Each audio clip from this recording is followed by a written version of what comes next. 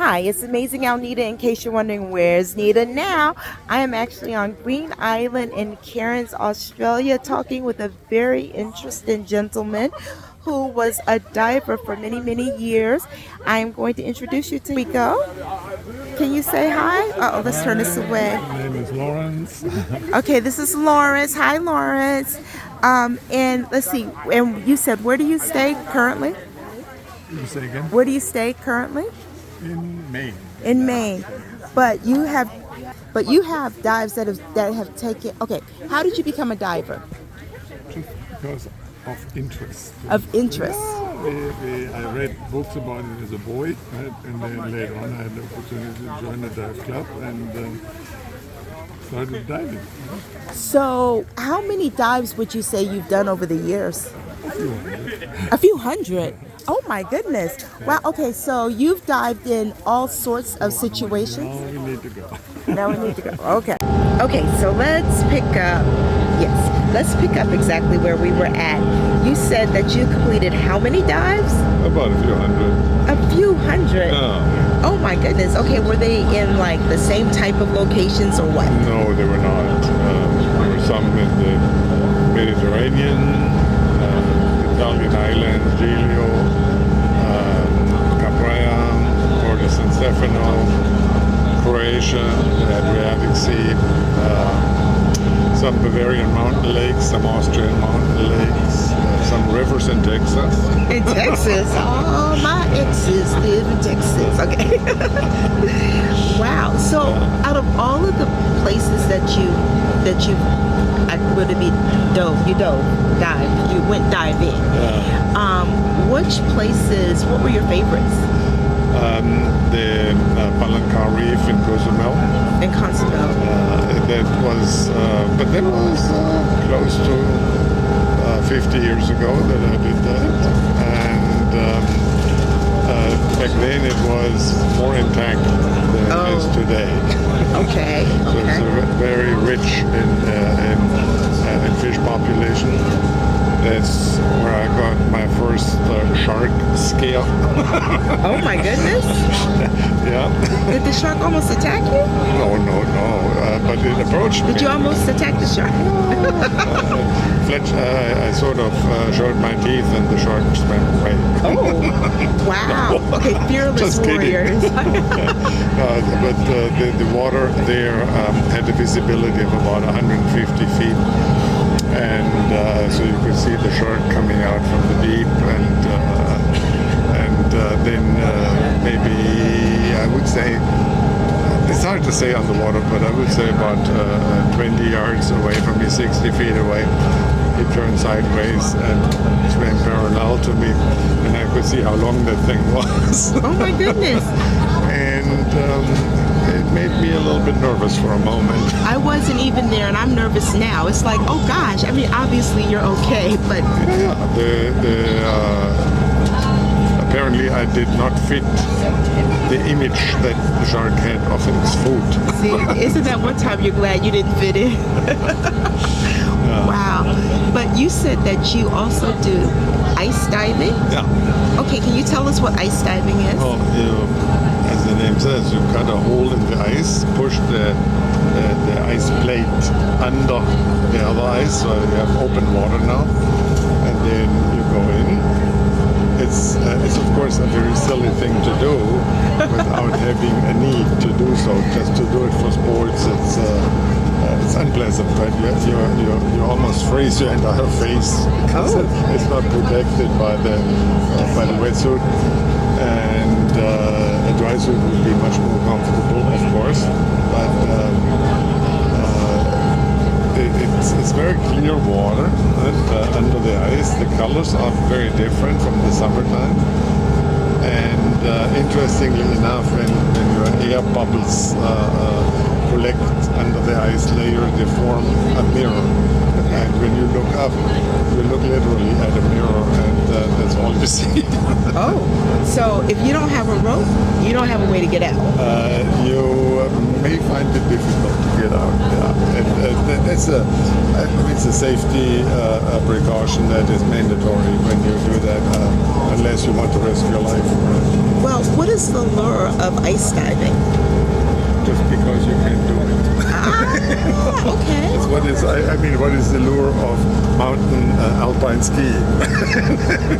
Okay, see, I personally would never go alpine skiing because I would be the one person, they'd be like, wait a second, how did she miss the whole entire mountain?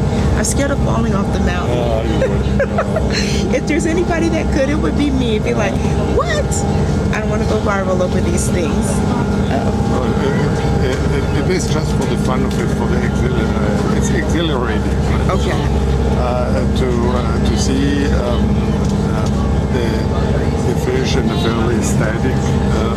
They do not work. They do not swim around much. They stay where they are, and you can really see them. Everything is crystal clear because there's hardly any thermal current going on like in the summertime, and the wind will churn up waves and then translates down into the water.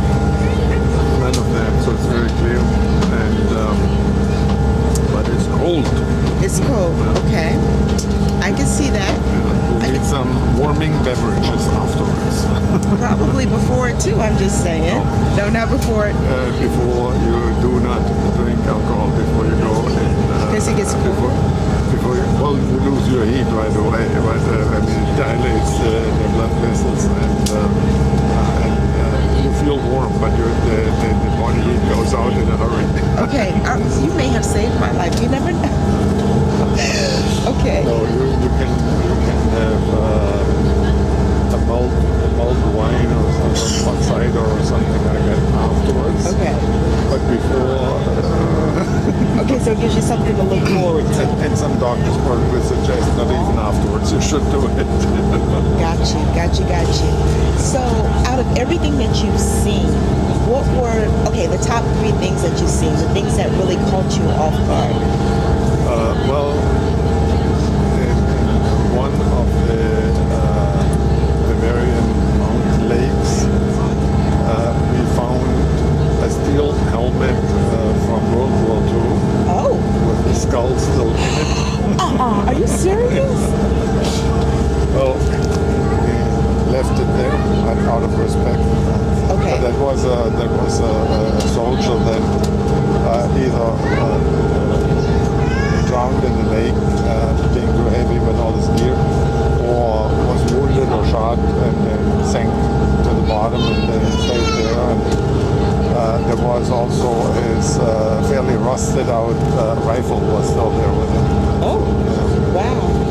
So that is, he died ready. He was, you know how people say, I will defend my post until the end. It's like he did that. Okay. Yeah. Wow.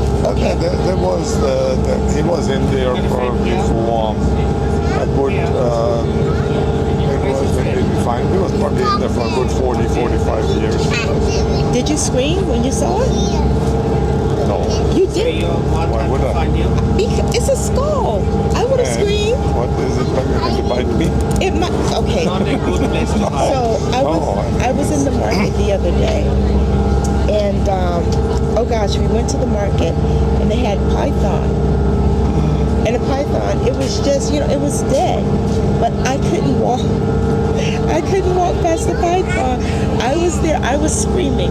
It was dead. And everybody's looking at me like, what is wrong with you? One of the people that was on the tour with us, he helped me to go past the python. It does. I mean, quite frankly, it does. When you see it first glance, it does startle you a little bit. But then. Screaming is truly not, but you try to see in what condition is it, you try to see what position is it in, to draw conclusions what happened. Then there are some people who take it out and keep it on their shelf as a souvenir or something like that. Like a trophy, yeah. And well, all of us decided not to do that and leave it right there. And it's great. Well, he probably appreciated that. That was like respect. Quite frankly, I don't think we leave it there one way or the other. But it is a natural respect debate to the dead. I mean, Yes. the dead is dead. He has no He feeling. can't feel it. You're right, but still, with the respect. Yeah. It makes it made us feel better doing that than desecrating a grave, basically. Okay. Can I high five you on that? Can I high five you on that? That's good. Yes. Thank you for not desecrating the grave. Okay.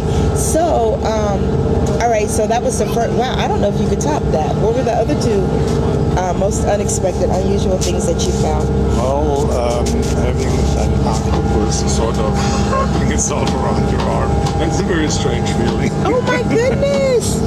And that one could trigger a desire to rip it off, when in fact that animal is just furious, right? And it let go by itself.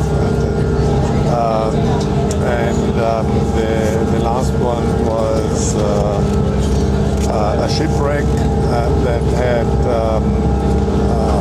a load of cars on it when it sank. Okay. French Peugeots, but that one we only dove to the very top of it because the rest of the wreck was too deep for our equipment. We couldn't. It would not have been safe to go deeper in it. So, but just seeing all the cars sitting there on deck still. Oh gosh! Yeah. Did you know that was there, or did you just happen We upon it? no, we knew it was there. We planned to visit it and explore it. But we found that the ship the wreck was sitting at an incline, and the bow of the ship was at about 45 meters deep. Okay. And for us, we were good in training and all that. So, but for compressed air, 45 meters is already a little iffy, right? So you cannot stay long, and because of nitrogen narcosis risk, and then if you stay longer, you would have to decompress and put decompression steps on the way up. What is the deepest dive that you've done? There was also a periodic dive that was in Cozumel. That was about It was a passion, yes, and you never did it for. for professional reasons. Right? Okay. So it was purely a hobby, right? That we cultivated and we exercised whenever we had an opportunity. What? Okay, so were you part of a dive club? Did you Yes. have people that you? Did you plan your trips around dives? Yes, absolutely. But also private trips to Turtle Bay, Kenya, where we did some diving, and my wife and I, and some trip to Eilat in Israel at the Red Sea, and not much there. And you have to go deeper into the Red Sea to have, and that's really good diving there, right? But, Okay. we couldn't at that time. But it was not for scientific reasons, not for professional reasons, just for the pure fun of it. So your wife dives also. She used to, not quite as long as I did. Okay. Okay. Once we had our daughters, she decided that it may be a little bit too risky. Have you ever had, what is it called, decompression sickness? No. No. That's perfectly avoidable. The bends, right? Yes. If you get those, that means you don't know what you're doing. Okay. Okay. And, Today, divers wear a little computer that records the depth and the time, and calculates the nitrogen saturation in the blood, and then tells you at what depth you have to stop for how many minutes to release that again. that's neat. And we had calculation tape. We did it. We calculated it from tables, right? And it gets a little bit tricky when you do several dives a day, or you do deep dives, let's say 2 a day, and you fly the next day, because they could, when you're in the air and they decompress partially the airframe, then you can get the bends up there a day after you dove. Oh, no, we don't want that. We don't want No, that. it's a very. I've seen somebody suffering from it. It's very painful and it is extremely dangerous. A lot of people don't survive it. Oh, I didn't know that. Well, you get basically an air embolism. Oh, You get nitrogen bubbles in your blood, and they can clog up coronary the arteries and stuff. vessels, and if they're large enough, and they can block up one of the bigger ones in the lungs or so, then it's over. Wow. Okay. And what people do when they get those, they need immediately be transported to recompression chambers, put in a tube, and then compressed with oxygen and gradually released. So it's like when you open a mineral water bottle, Yes. soda water, and you see the bubbles forming. Yes. You close it up again, the bubbles disappear because the pressure rises in the bottle. Same, Wow, you're same very principle. now. Were you a teacher? No, I'm an engineer. So. Okay, you are a solution seeker, so you understand. Indeed, yes. Okay, okay, because I'm like, you talk like a teacher because you're good at breaking stuff down. Okay. Yes, which is good. Which is good. Okay. My wife always, I mansplain things. Well, you mansplain well. Yes. But it's a safe sport. It's a very interesting sport. You see things differently than you see them in a movie, right? You get the whole sensoric, the temperature, the breathing is a little bit heavier underwater, and still you can find areas in the seas that are very worthwhile to be explored and to be fully enjoyed. What does it feel like to you when you're underwater? Do you think the fish wonder what are we doing there?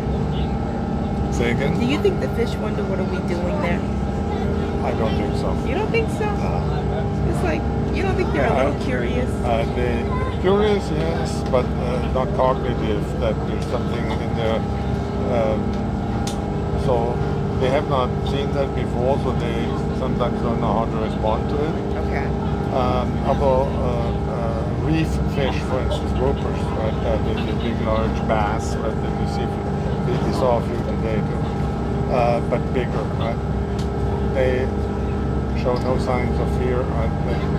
They know they were not being hunted, so they come around And they were just standing there, which is okay, not standing. Well, they weren't swimming; they were just in place. Yeah, they were there and taking it in and not feeling disturbed at all, right? Yeah. So they do what they normally do, and yeah.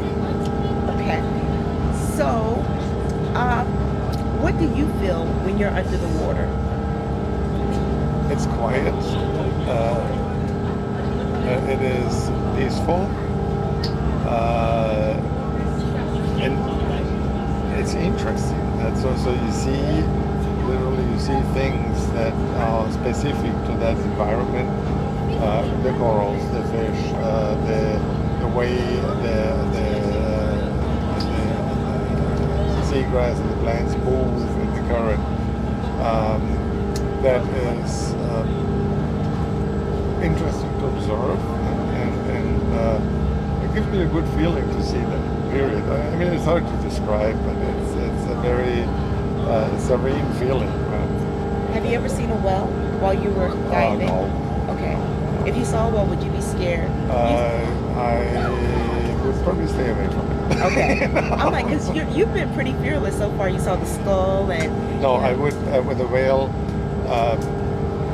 The whale will not attack you, but if the whale breaches and slaps the tail in the water and you're near that, it knocks you unconscious and then you may drown. Oh. And I mean there is such a difference in power and capability between a whale and a human Yes. that I would. I would not gamble with my life, just being close to. I mean, some people may go and pet the whale and all that. Okay, I have no desire to do that. what is your dream dive? And then I want you to think about this as you're thinking about your dream dive. What do you want people who have never, excuse me, who have never dived before?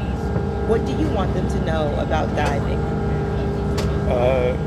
If you have never dove before, I would go and suggest to dive in clear, shallow water near the edge of a reef, and by all means take an artificial light source with you, Okay. because the color red disappears at 3 meters depth, Okay. and whatever is bright red appears dark gray or black even.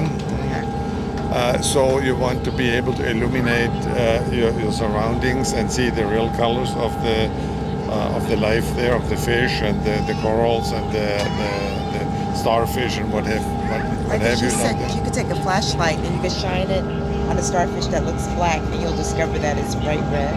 Well, it would appear black. It is red, right?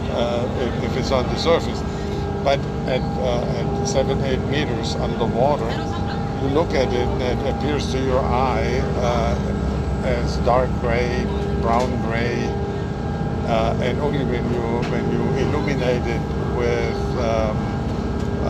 light that contains red from close up, then the red comes out and is bright red. Gotcha. Gotcha. Okay. So, what is your dream dive? If you could dive anywhere,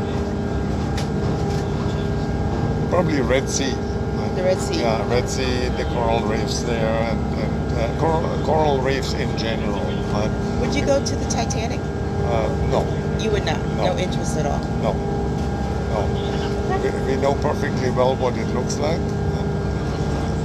Just for the thrill of going deep down and seeing what we already know, what it looks like, and to go to grave for the bragging rights that I've been down there, no interest whatsoever, because that is another way of gambling with your life.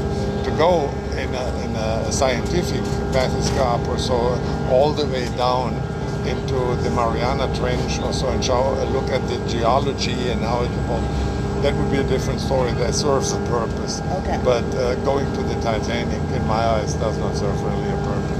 Okay. All right. Well, I thank you for taking the time to talk with me. So, Yes, this was very educational. well, I don't know. It's just me blathering about diving. I think it was very interesting. I thank you so much for taking your You're time. most welcome. All right. And hopefully, maybe one day, and stay in shallow water. Don't go. You don't have to go deep. The real interesting stuff happens between the surface and maybe 30 feet below or 10 meters below. That's where for the beginner, most interesting things are. Okay. And once you get very comfortable with the techniques and with the breathing and and you feel confident in yourself, then maybe the time to go down to a wreck or but never below. Well, at my age now, I would probably never go below 30 meters with air. And if I would want to go deep, I would use nitrox or helium oxygen mixture. And I would have to have a damn good reason to go down there. I do have one more question. Yes. Oh gosh, I forgot it. Just quickly. La la la la la. Oh well, I guess I won't remember it because I forgot it. It had something to do with what you were saying. With what? With what you were saying just Oh. then.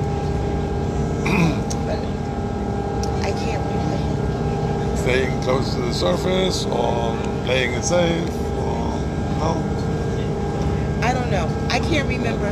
So we're just going to end it right there. We're going to say thank you. Thank you so much for. Oh, the way that this started, the way that this conversation started was you said I should consider diving. Yeah. It is really enriching to do that. And I hate to say this, but many areas look different now than they looked 30, 40 years ago. Yes. And not for the better. No, And no. it's because either people pollute the area with fertilizer, nitrogen runoff into the ocean, Yes. or they go and take souvenirs home, right, and take stuff out, or overfish, and all that is not really helping. I know today while I was snorkeling, when I had the fins on, at one point my legs started to cramp. Does that happen when you're diving? It can happen. It can happen. Okay, so you need to know that. So be prepared just in case. Well, when you dive with fins, you exercise different muscles than when you swim or walk or run. And those, and you, of course, you want to move, so you apply a little bit of force, right? Yes. And then the water, particularly when the water is a little bit cooler, then your blood vessels constrict, and your muscles tend to cramp, and then it's those muscles that don't get exercised very often, aside from diving. And so the only way to get around that is to exercise. Well, spoken like the great diver and engineer that you are, thank you so much Great for diver is not true, please. Hobby diver. You a happy diver? Hobby diver. Hobby diver. Well, Yeah. I mean, 304. You must be doing something right. 300 or 400 dives.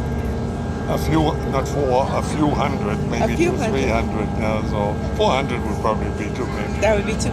Okay. Wouldn't you say that that's more than what most people would do? Professional divers do much more. There are hobby divers who also do more. They are much more serious about it.